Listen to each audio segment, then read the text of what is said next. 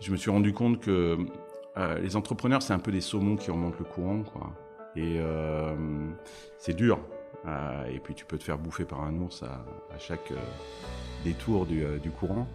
Et souvent les entrepreneurs français c'est très difficile de créer sa start-up et qui décident d'aller aux États-Unis, ils ont l'impression d'avoir déjà un peu remonté le courant. Ils ont souvent fait des écoles qui sont très élitistes, donc ils ont le sentiment d'être des saumons et ils arrivent dans la Silicon Valley, ils se rendent compte qu'en fait, non, il faut encore remonter le courant et c'est encore plus difficile.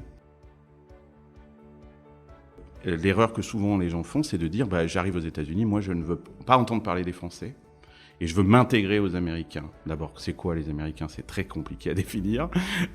Ils ont cette volonté de s'intégrer dans la société américaine. Or, la société américaine n'est pas faite pour ça.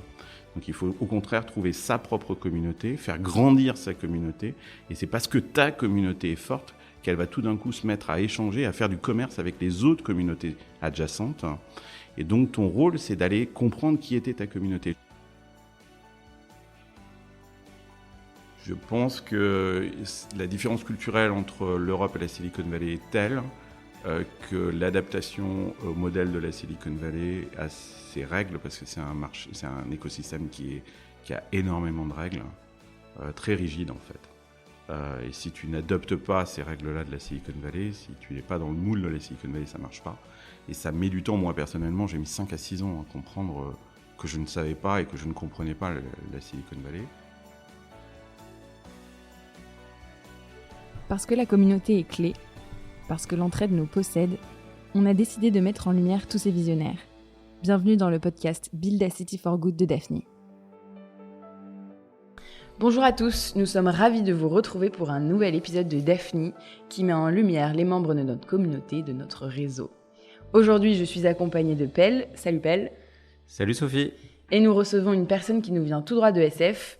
Carlos, tu es, je cite, repeat entrepreneur, pre-seed investor, podcaster, blog writer, bread maker et guitar player.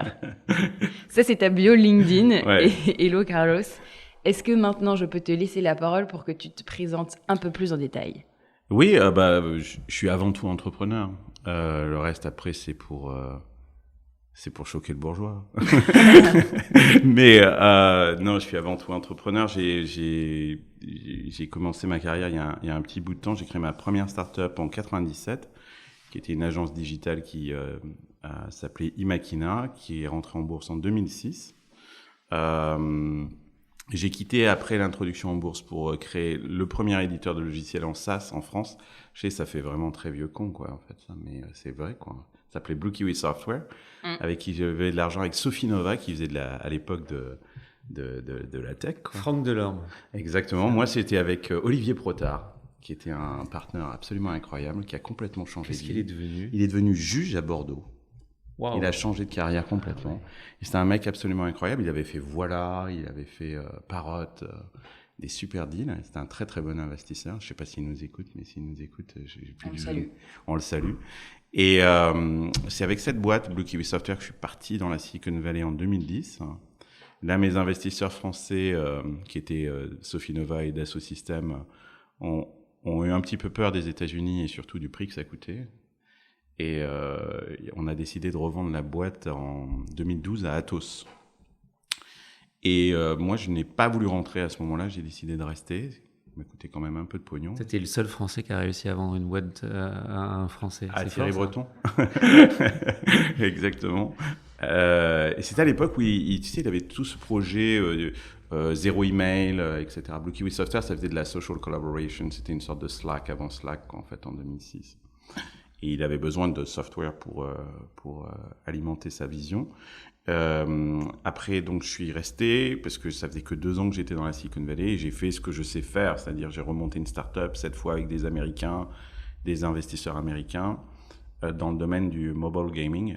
Et je me suis dit, j'ai fait un IPO, j'ai fait une M&A, maintenant je suis à San Francisco, donc je suis le prochain Mark Zuckerberg, et je me suis planté. Et, et on dit toujours l'échec, c'est génial, t'apprends plein de choses. Ça fait aussi très mal. Et je me suis planté parce que j'ai compris et je sais.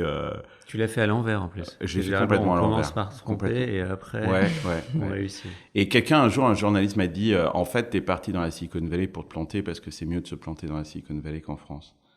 Alors, à l'époque, c'était vrai, mais maintenant, on peut se c'était planter. Pas très sympa, mais c'était à l'époque peut-être ce qui m'avait dit ça. Et en fait, je me suis planté pour quand on plante une start-up, il y a plein de raisons, il n'y a jamais une seule raison. Mais je pense qu'une des raisons, c'est que j'ai essayé d'être une version de moi-même, une meilleure version européenne de moi-même. C'est-à-dire qu'en gros, ce que j'étais en Europe en tant qu'entrepreneur, je pense que j'ai été 10 fois meilleur que ce que j'étais en Europe, sauf que ça marche pas et que quand tu as la mauvaise stratégie et une super exécution, tu vas dans le mur plus vite, quoi. C'est ça ce qui se passe généralement. Et donc j'ai dû entreprendre un reboot complet et comprendre quelles étaient les différences entre le modèle entrepreneurial. On va y venir. Voilà. C'est ça qui. Et j'ai fait ce boulot-là. J'ai dit plus jamais de start-up. Donc là, je me suis mis à faire de l'investissement. J'ai fait une centaine d'investissements en tant que business angels avec The Refiner, Géraldine, Pierre Gobil. Et aujourd'hui, j'ai mon propre rolling fund sur la plateforme AngelList où j'ai fait une 40aine d'investissements. Et je viens de relancer une start-up parce que je peux pas m'empêcher quand même de faire ça parce que je trouve que toute cette logique de Web3, de décentralisation est quelque chose d'absolument nécessaire pour la société parce qu'aujourd'hui, Internet est détenu par 4-5 boîtes et essentiellement de la Silicon Valley et qu'on a besoin de reprendre le contrôle de l'Internet pour revenir peut-être à ce Web 1 que moi j'ai connu en 96-97 et c'est ça ce qui m'anime aujourd'hui avec Uncut qui est mon projet de réseau social décentralisé. Et tu investis plutôt en Europe ou uniquement aux US ? Alors j'ai une thèse très particulière, c'est que j'investis uniquement dans des entrepreneurs européens déjà basés aux États-Unis. Okay. Avec The Refiners, on a essayé de faire venir des entrepreneurs européens aux États-Unis à travers un programme d'accélération. Je pense que cette thèse est très très compliquée, on pourra en parler si tu veux, Pelle. Vas-y. Hein. Voilà. Et en tout cas, je ne suis pas certain j'ai fait 57 investissements et je me suis rendu compte que les entrepreneurs, c'est un peu des saumons qui remontent le courant, quoi. Et c'est dur. Et puis tu peux te faire bouffer par un ours à chaque détour du courant. Et souvent, les entrepreneurs français c'est très difficile de créer sa start-up et qui décident d'aller aux États-Unis, ils ont l'impression d'avoir déjà un peu remonté le courant. Ils ont souvent fait des écoles qui sont très élitistes. Donc, ils ont le sentiment d'être des saumons et ils arrivent dans la Silicon Valley, ils se rendent compte qu'en fait, non, il faut encore remonter le courant et c'est encore plus difficile. Enfin, toi, tu as accompagné des boîtes qui étaient relativement jeunes. Très jeunes. Voilà, donc elles n'avaient pas encore prouvé obligatoirement sur leur marché domestique. Elles allaient avec le rêve américain et peut-être un peu de naïveté, ou t'en tires quel bilan finalement ? Je pense que la différence culturelle entre l'Europe et la Silicon Valley est telle que l'adaptation au modèle de la Silicon Valley a ses règles, parce que c'est un écosystème qui a énormément de règles, très rigides en fait. Et si tu n'adoptes pas ces règles-là de la Silicon Valley, si tu n'es pas dans le moule de la Silicon Valley, ça marche pas.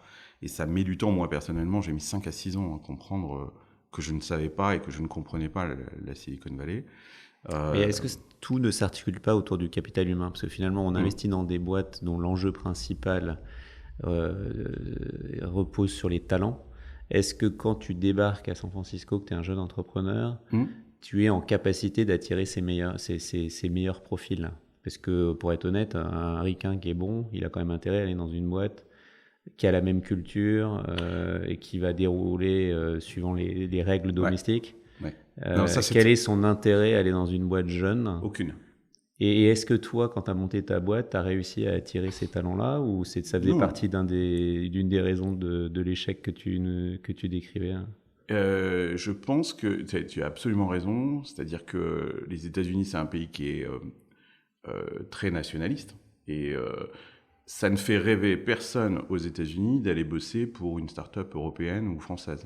Ou les mauvais. Enfin, moi, je te dis ça parce que généralement, on a un énorme problème de recrutement de talent.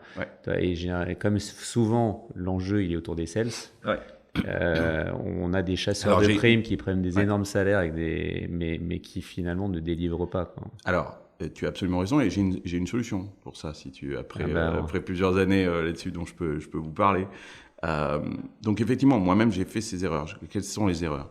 Première erreur, c'est de dire je vais recruter un Américain. Et comme tu dis, ça ne fait grosso modo un Américain qui rentrerait dans une start-up française.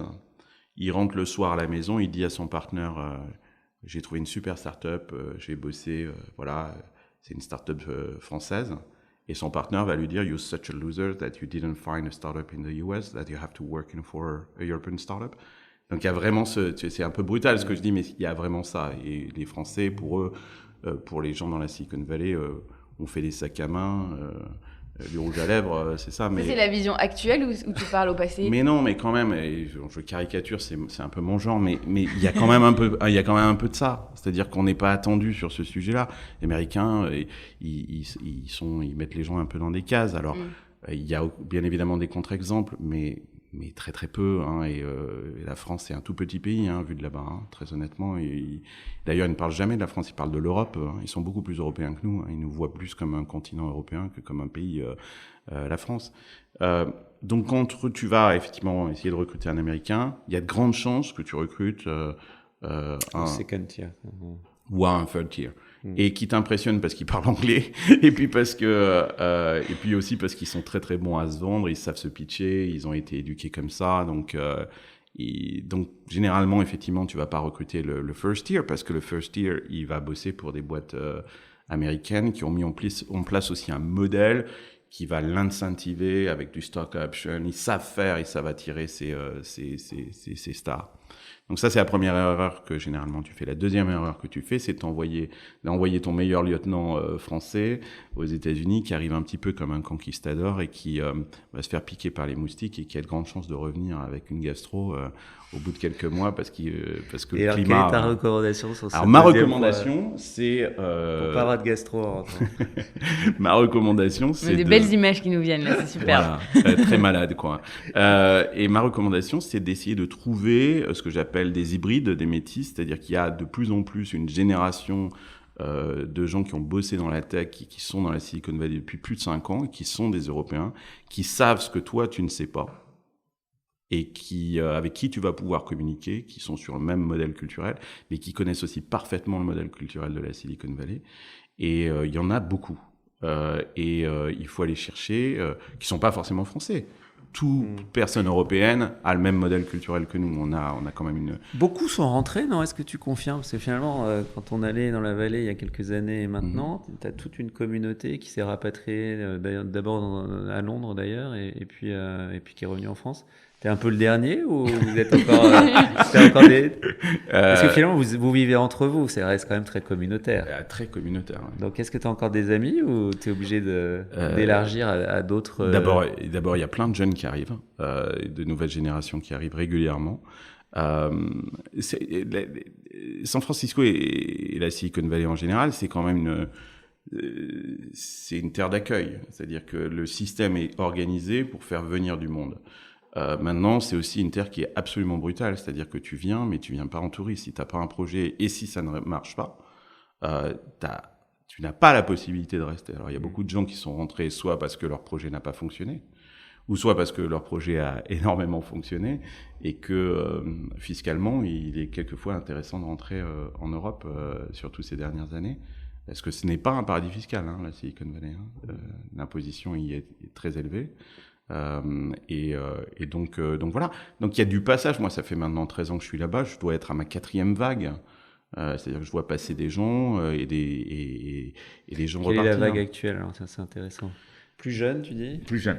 Beaucoup plus jeune. Il y a des secteurs de prédilection ou ça reste assez agnostique ? On a vu beaucoup de gens arriver il y a quelques années sur cette vague Web3, crypto, décentralisation. Ils sont à Lisbonne maintenant. Ils sont à Lisbonne peut-être, alors ok, mais moi j'en vois pas mal. Ouais. J'en vois pas mal dans la Silicon Valley sur ce sujet-là. Là, il y a clairement une vague autour de l'artificial intelligence, ça c'est clair, qui est en train d'arriver. Et là, je suis certain qu'on va voir une vague autour du metaverse et de la réalité augmentée arriver. Ouais. C'est Hollywood, hein, la Silicon Valley. Hein. On fait des films avec des dinosaures et si tu as un scénario avec un dinosaure, il faut aller à Hollywood. Hein. Si en ce moment Hollywood fait des films avec des dinosaures, c'est là que ça se passe. Ouais. Donc on a été la deuxième raison. Il y en a d'autres ou on a fait le tour après? La deuxième raison d'échec. Donc, on parlait du recrutement, c'est-à-dire de ça. Et je pense que la deuxième raison, c'est... la troisième raison, c'est peut-être aussi ne pas comprendre le game. Je pense que les entrepreneurs français et européens, souvent, ils sont très attachés à leurs produits, à ce qu'ils essayent de développer. Et justement, on dit que c'est Hollywood... it's a fucking game, quoi. C'est-à-dire que moi, j'ai compris au bout de 13 ans que c'est presque un shit show, quoi. C'est-à-dire que ils font des startups comme Hollywood fait des films. Est-ce que Hollywood fait les meilleurs films du monde? Non. Mais c'est les films qui marchent le mieux et qui sont des blockbusters internationaux. Pas toujours, d'ailleurs. Est-ce que la Silicon Valley fait des startups qui réussissent mieux que des autres écosystèmes? Non. Mais quand elles réussissent plus vite. Et elles réussissent de façon beaucoup plus importante qu'ailleurs.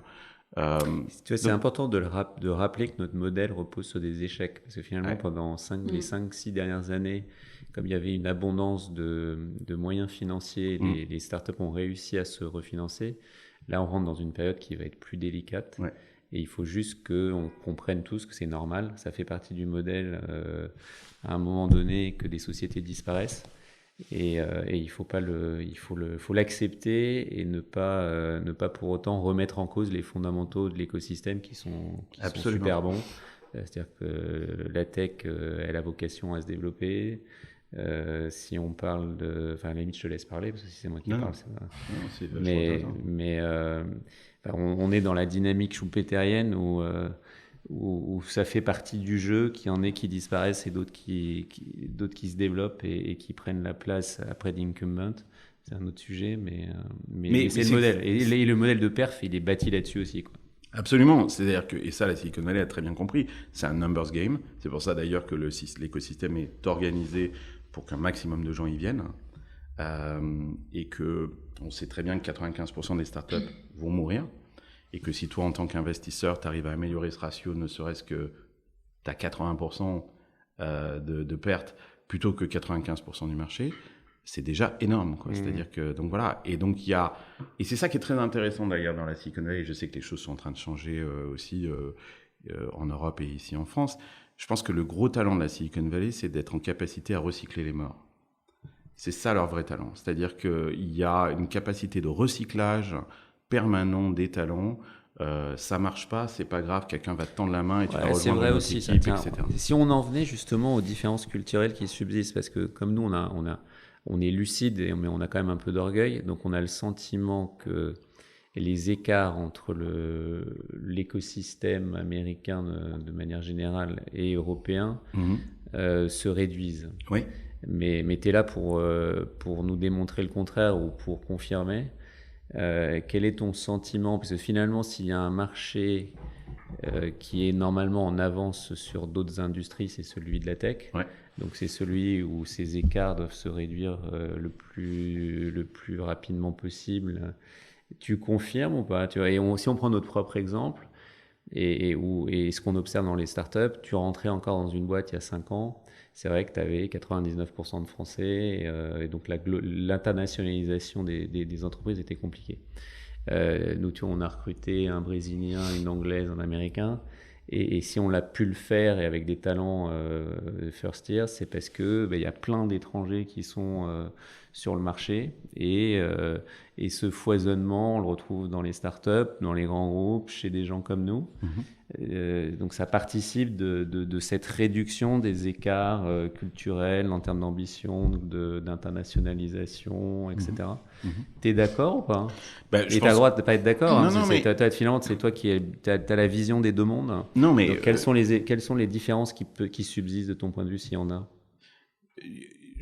D'abord, je pense que la Silicon Valley, c'est avant tout avant d'être un lieu, c'est avant tout un mindset, quoi. C'est-à-dire que c'est un état d'esprit. Donc, c'est un modèle culturel. D'ailleurs, politiquement, c'est très intéressant. Donc, ce modèle-là, il s'impose partout. C'est-à-dire que c'est le modèle qui qui se développe sur les autres écosystèmes. Donc c'est normal que l'écart culturel se réduise parce que ça fait partie du projet politique de la Silicon Valley. C'est-à-dire d'imposer leur modèle culturel, les accélérateurs, le modèle de VC, le modèle de start-up, les campus, les machins, etc. Tout ça, c'est le modèle qu'a fabriqué, a conçu la Silicon Valley, un peu comme encore une fois Hollywood, hein. Avec le cinéma, c'est exactement le même modèle. Et donc, ce modèle, il devient la référence, et les écosystèmes s'en emparent un peu comme un playbook, hein, et l'adoptent, et l'adaptent aussi à leurs principes culturels à eux. Mais il reste quand même c'est un modèle qui est finalement assez rigide. Ça fait plusieurs fois que tu parles de rigidité, tiens, c'est intéressant. Oui, parce que je pense que... C'est-à-dire qu'il faut rentrer dans des cases, il faut suivre un protocole. Qu'est-ce que tu entends par rigidité ? Parce qu'il y a effectivement des règles, des codes dans la Silicon Valley qui sont compliqués à comprendre de prime abord. Quand on arrive dans la Silicon Valley, on se dit, bon, ok, parce que l'écosystème tech en France, il a énormément évolué. Moi, depuis que je suis parti, c'est le jour et la nuit. Moi, je suis parti en 2010 et quand on regarde aujourd'hui, ça n'a strictement rien à voir, et plutôt dans le bon sens. Hein. Je trouve qu'il y a eu...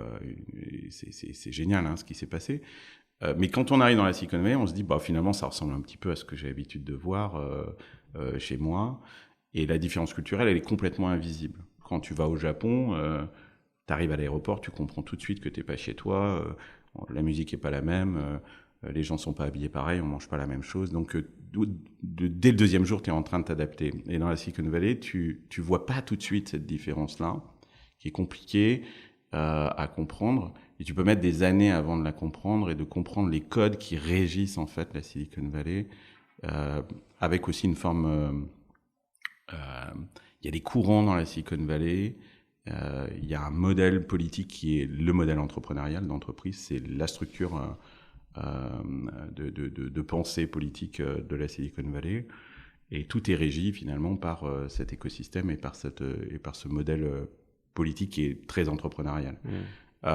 Et donc ces codes-là, si on les respecte pas, bah, on est en marge, mais personne va te le dire, personne va te le faire remarquer, et donc tu es complètement en décalage sans t'en apercevoir. Et quel conseil tu donnerais à un entrepreneur qui débarque ?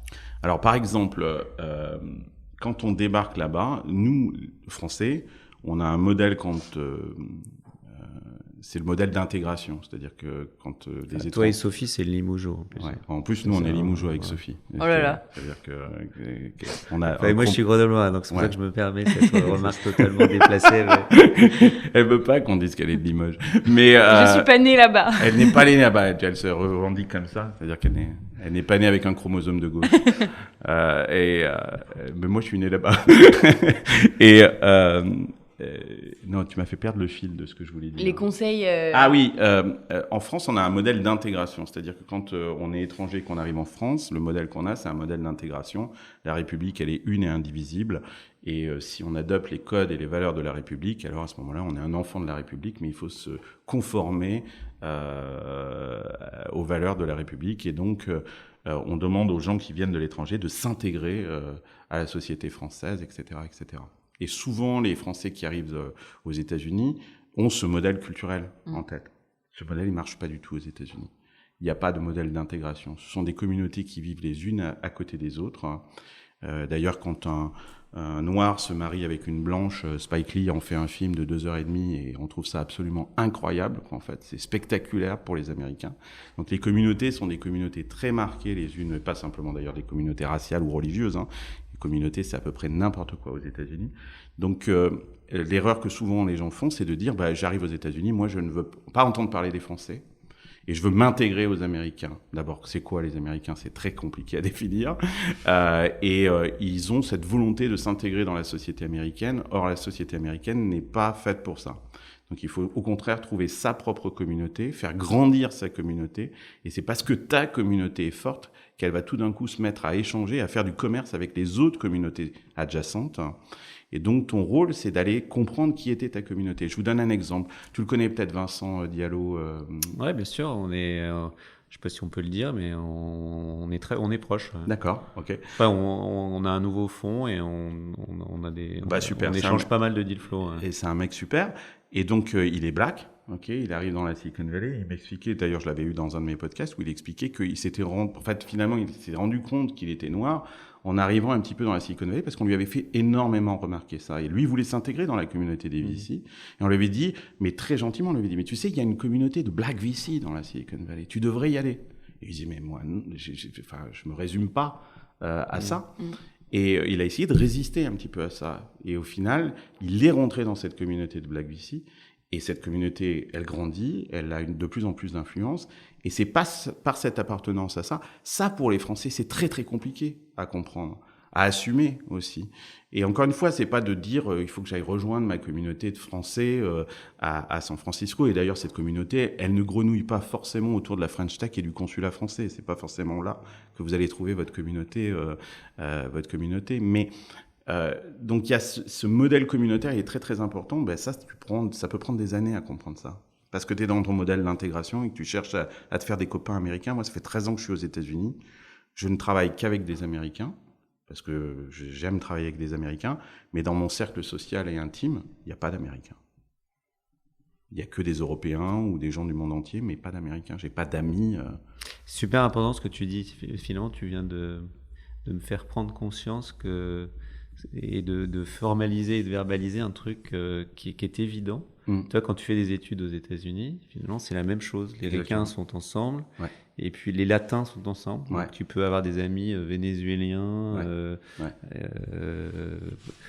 portugais et français, mais finalement, c'est très difficile de s'intégrer au sein de leur propre communauté. Hein. C'est très très compliqué, surtout si justement tu n'as pas fait les études là-bas, parce que les Américains généralement créent leur amitié à l'université.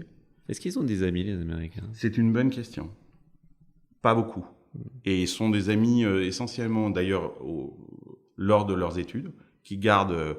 mais je pense, tu sais, c'est pour ça aussi que les Américains sont ont cet esprit entrepreneurial très très fort. Parce que ce sont des gens qui... un Américain me disait ça, on fait nos études à 600 km de chez nous, à 700 km de chez nous, on s'en va, on est complètement coupé de Limoges ou de nos parents, etc. Donc on est très libre de prendre des risques.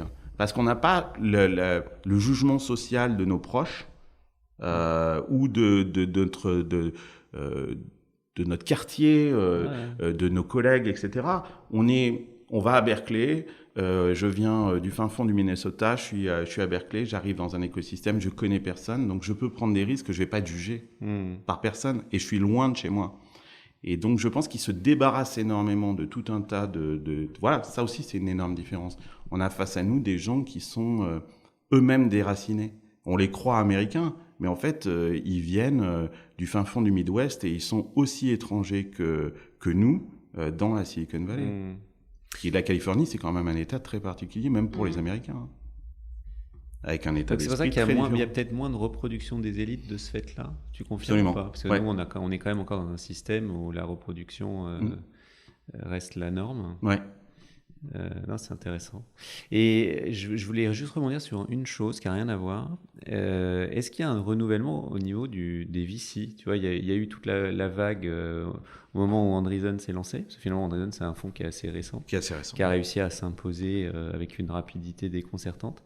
Et qui a inspiré, je pense, plein de fonds. Dans le modèle. Est-ce qu'il y a des nouveaux modèles que tu commences à observer, ou c'est un marché qui s'est finalement assez peu... réinventé. Il y a eu beaucoup de nouveaux fonds qui se sont montés. Ouais. Dans la phase euphorique, on a vu beaucoup de partenaires. Il y a tous les micro-fonds là en ce moment. Voilà, créer des micro-fonds.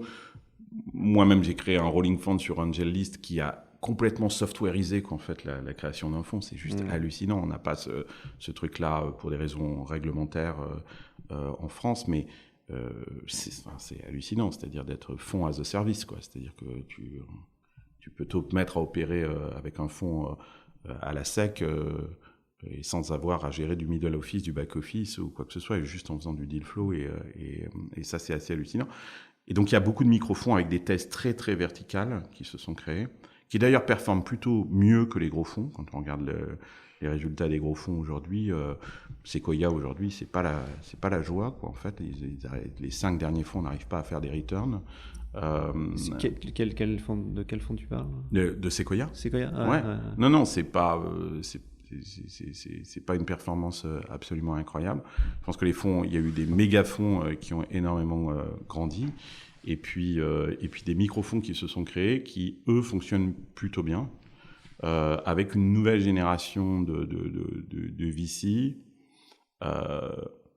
qui est très experte, très on a vu des gens comme Alexis Ohanian, par exemple, le fondateur de Reddit, qui crée un fonds hyper spécifique, hyper vertical, avec des general partners très médiatiques. Parce que je pense que là aussi, par exemple, la Silicon Valley, un des facteurs de succès de la Silicon Valley, c'est la proximité entre la tech et les médias. Dès qu'ils font une tech, elle n'est pas meilleure que nous, mais elle est immédiatement connectée à l'appareil médiatique mondial, TechCrunch, machin, voire CNN et tous les médias. Et donc ça prend une amplitude, c'est-à-dire qu'ils ont cette conjonction. Andreessen, tu parlais d'Andreessen. Ils se définissent comme une media company. Exactement. Et c'est pas voilà. Donc il y a cette proximité entre la technologie et les médias, l'amplification immédiate en fait de n'importe quelle technologie, avec aussi un storytelling autour de l'entrepreneur. Et les VC, eux, sont aussi des appareils médiatiques. Vous faites ce podcast, etc. Et vous avez raison de le faire parce que vos entrepreneurs, ils ont besoin de cette amplification. Mais eux, ils ont un appareil d'amplification dans la Silicon Valley qui est juste hallucinant. On a eu là le Generative AI qui est arrivé un peu de manière super rapide et avec toute l'attraction qu'on a connue. Quelle est la prochaine vague de ton point de vue? Là, depuis la semaine dernière, avec les annonces de Apple, je pense qu'on va... Ouais, t'y crois? Ouais. Ah oui, j'y crois fondamentalement. Je pense que là, c'est un appel d'air absolument incroyable pour les entrepreneurs qui ont pensé le metaverse, même si c'est pas du tout le nom qu'ils utilisent.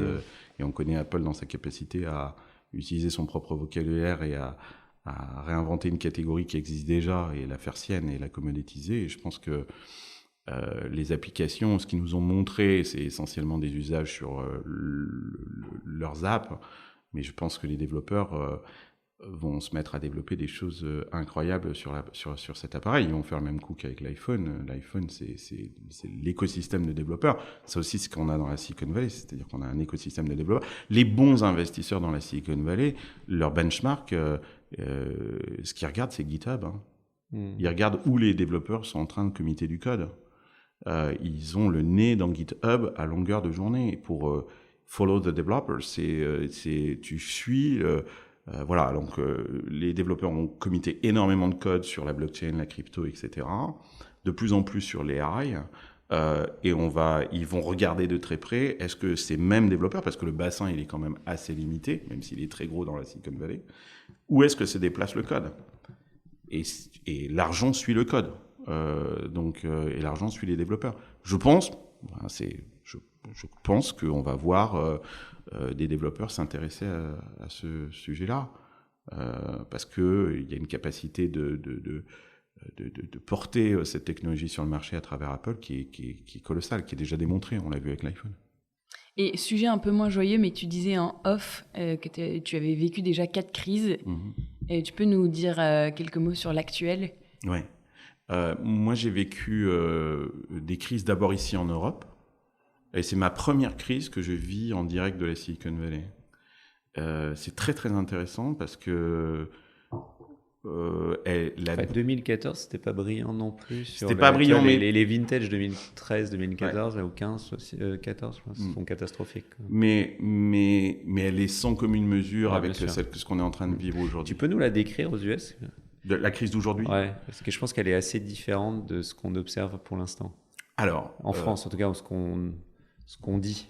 Mon analyse de la crise, c'est que on était dans une phase d'euphorie. D'ailleurs, certains pensaient qu'on était dans les 30 glorieuses depuis 2007-2008, avec une euphorie sur le sujet de la tech, un argent qui était disponible et qui coûtait pas beaucoup.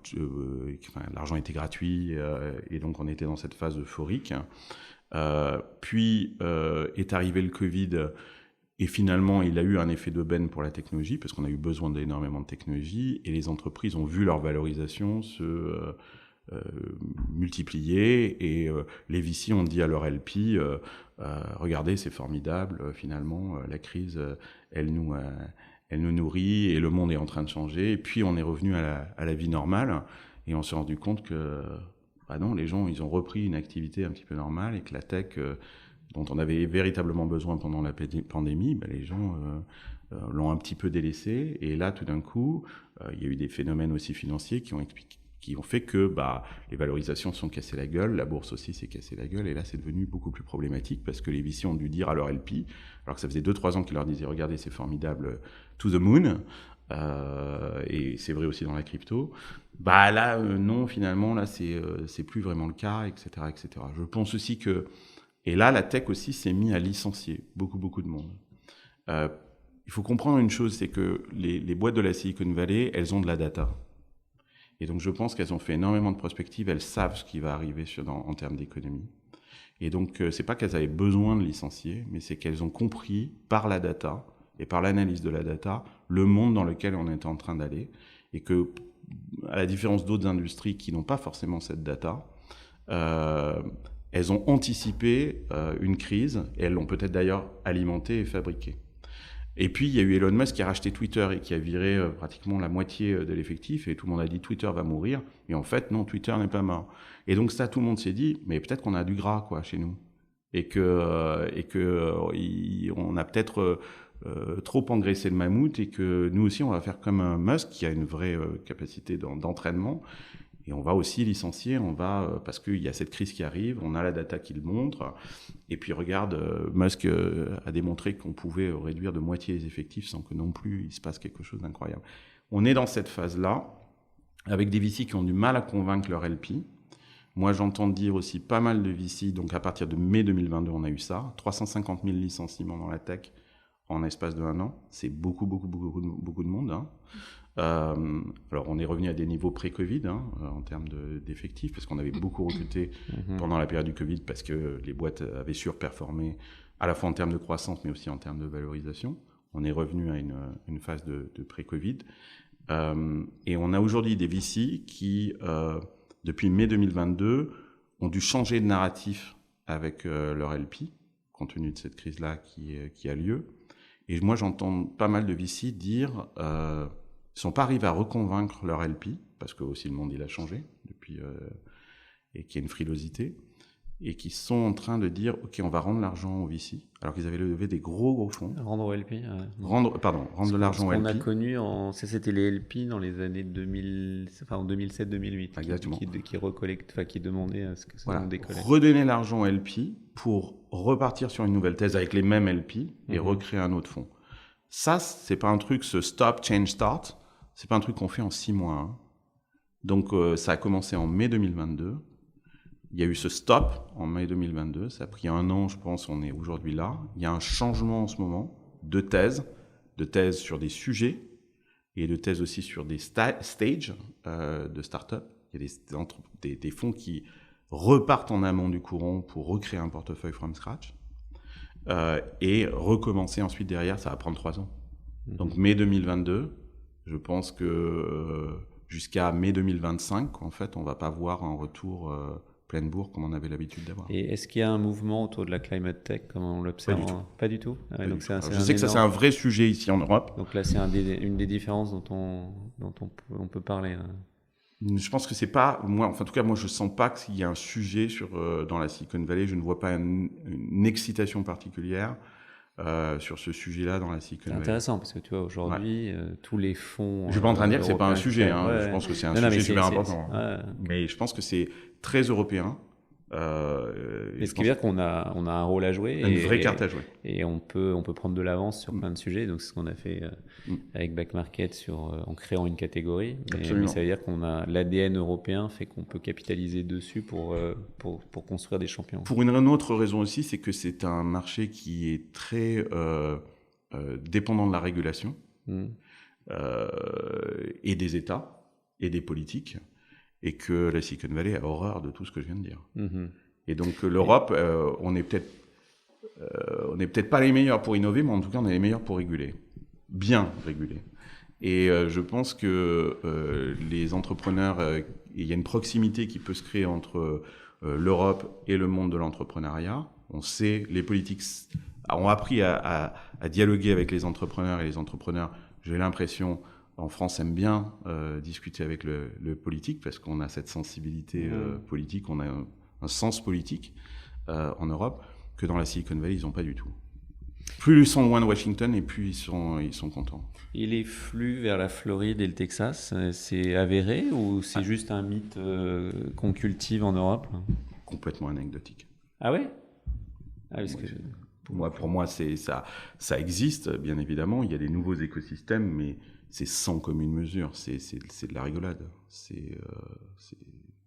Miami a essayé de faire un truc autour de la crypto et de la blockchain. Bon, bah, là, en ce moment, le marché, on est dans un bear market, donc c'est un peu wrong bet, on a envie de dire. C'est une ville qui, et Miami aussi, où il y a trop d'occasions de se divertir. Je pense qu'une raison aussi du succès de la Silicon Valley, c'est que c'est un endroit qui est très boring. Et donc, on bosse. Mais il y a du fog le matin et à 5 heures, il n'y a plus personne. Exactement. Donc les gens, ils bossent. C'est une sorte de... Moi, je compare des fois la Silicon Valley c'est un peu la Corée du Nord avec des grilles dorées. Tu vas bientôt nous faire pleurer, là. Non, mais c'est un endroit, c'est pas un endroit fun. Les gens pensent, Californie, ils pensent aux palmiers, etc. Ça, c'est LA. Il n'y a pas énormément de... C'est des nerds, c'est des intellos, c'est des techos. C'est assez boring, et je pense que c'est une des raisons. Il y a la time zone, le fait de l'isolement par la time zone qui a créé une sorte de magic time avec beaucoup de collaborations locales, parce que le reste de la planète dort ou s'apprête à se coucher. Mais il y a aussi un environnement qui est plutôt boring. C'est pas Paris, c'est pas Miami, c'est pas New York. Envie, donc. Non, c'est vrai. Hein, je pense que c'est un endroit génial. J'adore. Il y a beaucoup de nature et voilà. Mais donc Miami, il y a trop de fêtes. Elle est aussi pour un entrepreneur, c'est pas bon. Ou une entrepreneuse. Hein. Et que font les gens à part travailler? Pas grand-chose. Ah oui. Les gens travaillent, et le peu de temps qu'ils ont, c'est aussi dans la modèle culturelle. Nous, on dit tiens, on va aller boire un café ou un truc comme ça. Les gens bossent, ils veulent bien boire un café s'il y a une raison business à le faire. Ok. Et quand ils ont du temps libre, les Américains, ce temps-là, il est passé avec la famille. Donc, si c'est pas business, alors il y a une forme de culpabilité de se dire, si c'est pas business, je devrais passer ce temps avec ma famille, avec mes enfants, ou des choses comme ça. Donc, ils sont toujours en train de bosser. Toujours. Il y a toujours un agenda. D'ailleurs, une question qu'on va vous poser régulièrement dans la Silicon Valley, que les Européens trouvent géniale et qui est la pire question qu'on peut vous poser, c'est « How can I help you ?» Et on se dit « Mais les Américains sont géniaux, ils veulent nous aider, ils sont très ouverts, etc. » Cette question veut dire « Je ne comprends pas le deal. » C'est c'est « How can I help you ?» C'est « What's the deal ?» C'est « Qu'est-ce que tu as besoin ?» Mais tu m'as rien demandé. Il est où le deal? Qu'est-ce que je dois faire pour toi, et qu'est-ce que toi tu fais pour moi? Elle est où la transaction? Quand on vous pose cette question dans la Silicon Valley, ça veut dire que le mec est en train de se poser la question, qu'est-ce que je fous là? Tu as la traduction de Awesome and Amazing, parce que nous, on a interdit l'usage en interne. It's amazing. Right. It's awesome. It's awesome. Ça veut dire... Fais gaffe, parce que... non, mais ils ont moi, c'est un truc qui est génial, hein, c'est qu'ils ont une capacité d'émerveillement. Mais qui est réelle? Réelle. Et je pense qu'elle est pas du tout feinte. Ils sont véritablement comme ça. Ils ont envie de vivre dans un monde excitant où il y a de l'émerveillement, et ils ont cette capacité à s'émerveiller. Et donc, je pense que quand on vous dit it's amazing, it's awesome, ils le pensent véritablement. Mais tout est amazing et tout est awesome parce qu'ils veulent que leur vie soit comme ça. Donc, ça ne veut pas dire grand-chose.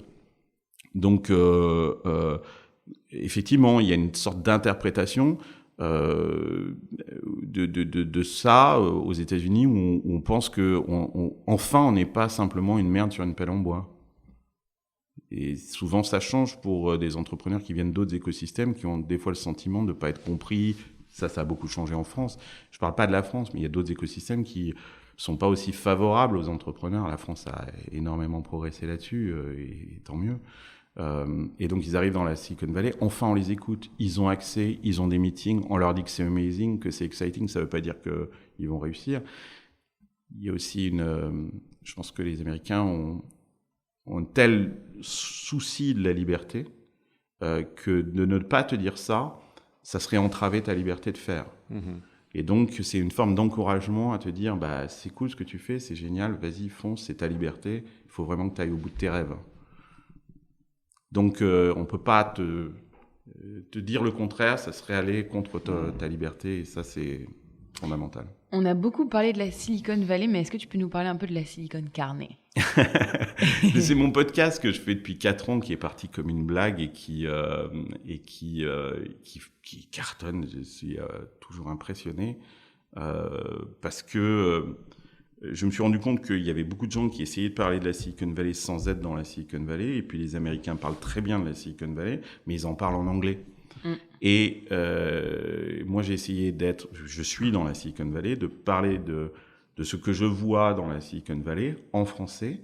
Et puis aussi parce qu'il y a une nouvelle génération d'entrepreneurs dans la Silicon Valley ou de managers francophones qui ont un talent absolument incroyable, une perspective aussi, un regard sur le monde, parce que ça fait un petit bout de temps qu'ils sont là-bas, qui est différente de celle qu'on a depuis ici, quelquefois. Moi, j'essaye toujours d'avoir 2 invités, d'abord un homme et une femme, si je peux, et puis avoir une vision depuis l'Europe et une vision de quelqu'un qui est installé dans la Silicon Valley depuis un petit bout de temps, et de regarder des sujets de fond ensemble, avec des visions qui des fois s'alignent et des fois s'alignent pas. Et ça marche plutôt bien. 10 000 écoutes par épisode, c'est pas mal. Hein, ouais, c'est pas mal. Comment on fait Nous, on est en apprentissage. Donne-nous des conseils. Comment fait-on pour faire un super podcast alors ? Le principal conseil que je peux vous donner, c'est d'être énorme. C'est vraiment une consistance dans la fabrication de contenu. C'est-à-dire, en fait, moi, ce que je me suis rendu compte, c'est que vous créez un rendez-vous chez les gens. Et moi, j'étais très impressionné. Les gens, ils vous calent dans leur agenda de la semaine. Et ils vous calent tel jour. Parce qu'ils vont chercher des enfants et qu'ils ont une demi-heure ou qu'ils font du sport.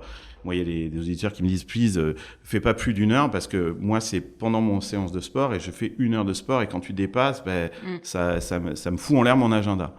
Et donc, en fait, il faut avoir cette consistance parce que vous êtes comme un rendez-vous dans la tête des gens qui vous calent dans leur agenda, qui est déjà très busy.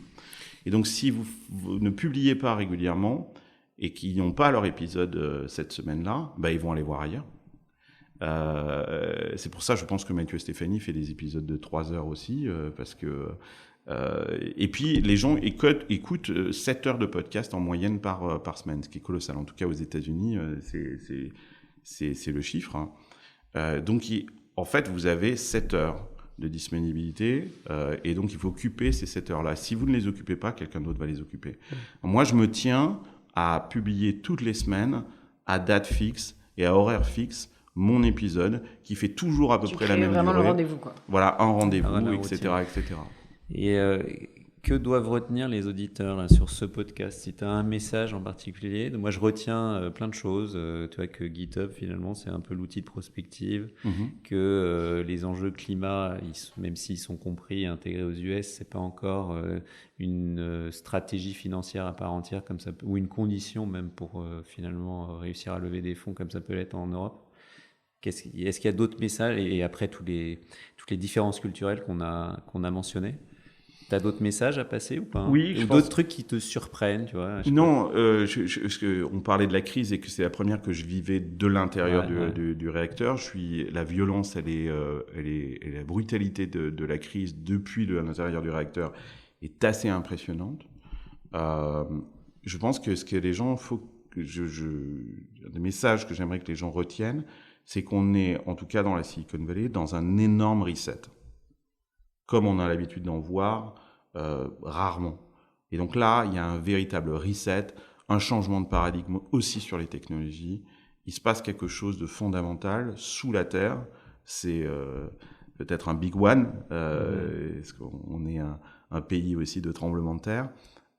Moi, je sens les plaques tectoniques bouger en ce moment, des cartes qui sont redistribuées, avec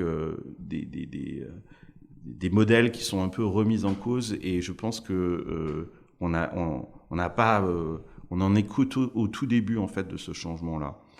Si ce changement s'opère dans la Silicon Valley, que ce soit du côté des VC, des entrepreneurs, des technologies ou des big players, on l'a bien vu, hein, Google tout d'un coup s'est mis un peu en red alert quand même. Google, face à un chat GPT, des choses comme ça, ils ont très bien réagi. Et c'est quoi le dénominateur commun? C'est que les arbres ne montent pas jusqu'au ciel, donc il faut quand même rester... quel est le fil conducteur de cette remise en cause dont tu parles? Parce que la Silicon Valley adore ça. C'est-à-dire que la Silicon Valley c'est pas un modèle de croissance. C'est la destruction créatrice. Exactement. Okay. Et les purs, les durs de la Silicon Valley que je connais, qui sont là depuis de nombreuses années, se frottent les mains. Ils sont là en disant, mais c'est formidable, on est en train de faire un reset, donc on va pouvoir reconstruire.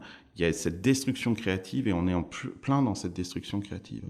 On va voir des géants changer, des nouveaux géants apparaître. Hein. Il y a une nouvelle vague qui est très très intéressante, et que comme on est aligné avec la Silicon Valley, qu'on le veuille ou qu'on ne le veuille pas, je pense qu'il va falloir...